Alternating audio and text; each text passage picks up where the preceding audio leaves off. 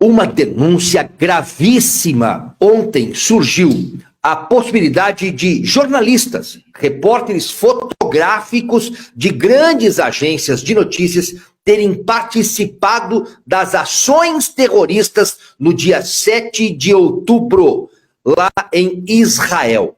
Exatamente. Jornalistas estariam no meio dos terroristas. Nós não sabemos se os jornalistas também são terroristas, mas tem uma imagem para você em que Hassan Aslayar, um jornalista freelancer da CNN, Reuters e AP News, aparece na garupa de uma moto com uma granada na mão.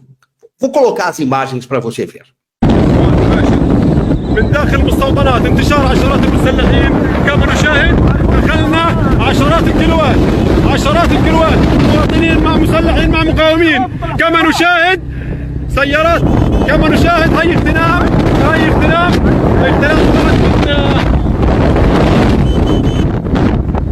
هذا كهرباء يا بيي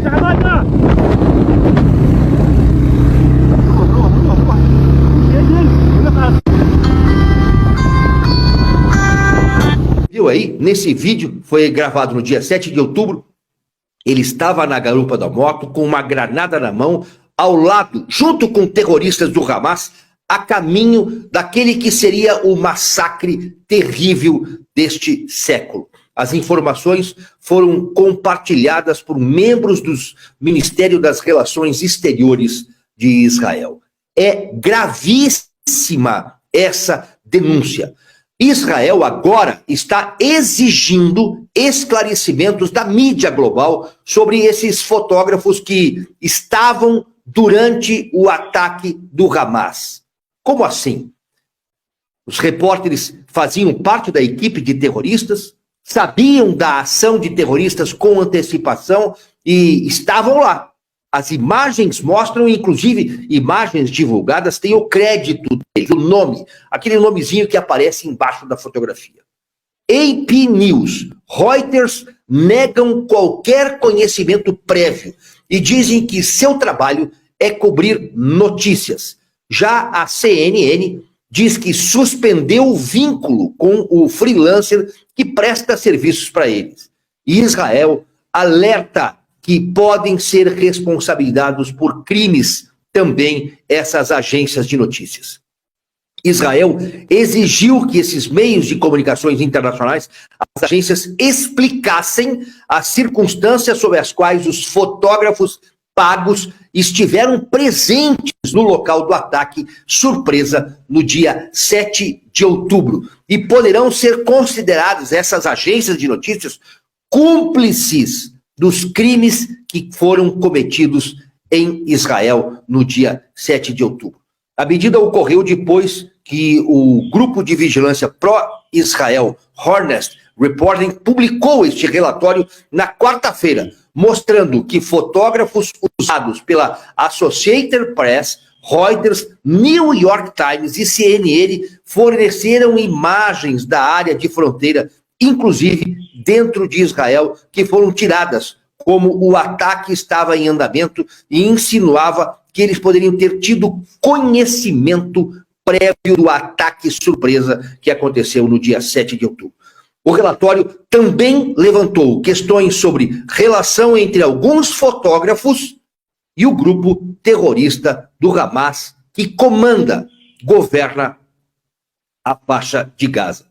O Sistema Nacional de Informação, que é um gabinete, faz parte é um departamento do gabinete do primeiro-ministro, disse num comunicado, nesta quinta-feira, que leva muito a sério o fenômeno de jornalistas que trabalham com meios de comunicação internacionais se juntarem aos agressores para cobrir massacres brutais cometidos por terroristas do Hamas no dia 7 de outubro.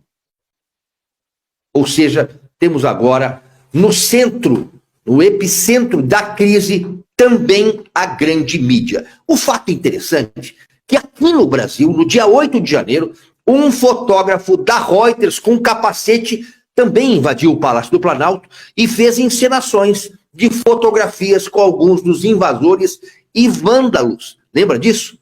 Então, Adriano Machado estava lá dentro, foi ouvido na comissão parlamentarista de inquérito, ou seja, um fotógrafo, este da Reuters, com o capacete da Reuters, aparece nas imagens.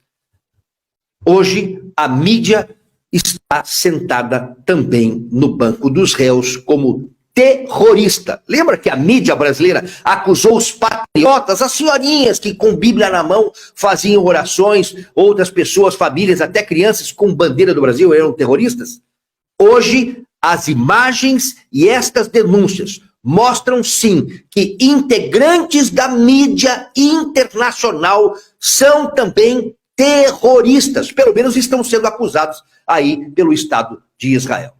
Você viu que a mentira não se sustenta por muito tempo e a verdade sempre vem à luz. Está mostrando agora, lá tem patente aos olhos de todos que a mídia, alguns integrantes dela, fazem parte da sujeira global.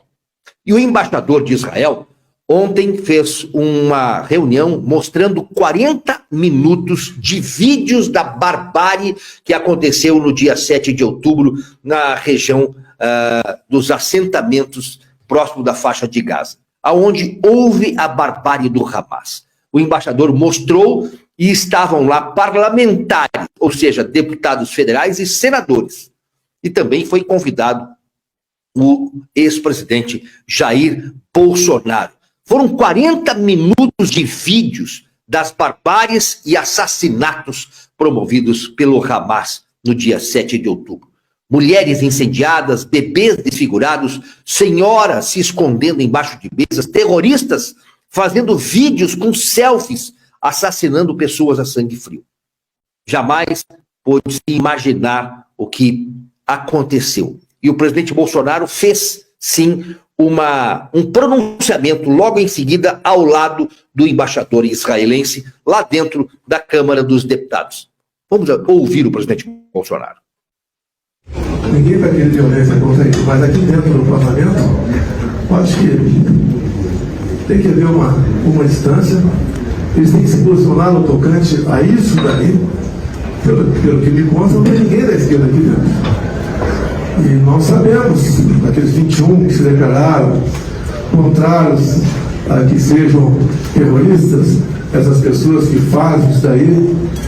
E, para encerrar, tem uma fala do presidente Lula dizendo que me aponte um chefe de Estado que conheça o Hamas, que eu vou pedir para ele libertar o Hamas. Lembro que a senhora Eli Betancourt, senadora da Colômbia, foi sequestrada pelas Farc no ano 2002. E lá em 90 foi criado o Fórum de São Paulo, com o PT, com o Lula, com o Fidel Castro e com as Farc. Ou seja, por que não agir lá atrás para libertar aqueles sequestrados? Então, o que nós vemos aqui, infelizmente, são pessoas que não têm qualquer consideração com o ser humano agindo. E entendo eu que nós devemos botar na cabeça. Não pense o que acontece lá fora, não pode acontecer um dia aqui dentro. Então ainda temos a possibilidade de reagir e colocar essas pessoas nos seus devidos lugares. Como 28 anos de parlamentar, é que eu poderia falar com vocês. Para mim, isso aqui, eu, se fosse parlamentar, cada um age como achar que deve agir, nunca mais a esquerda teria um voto meu dentro dessa casa se fosse parlamentar.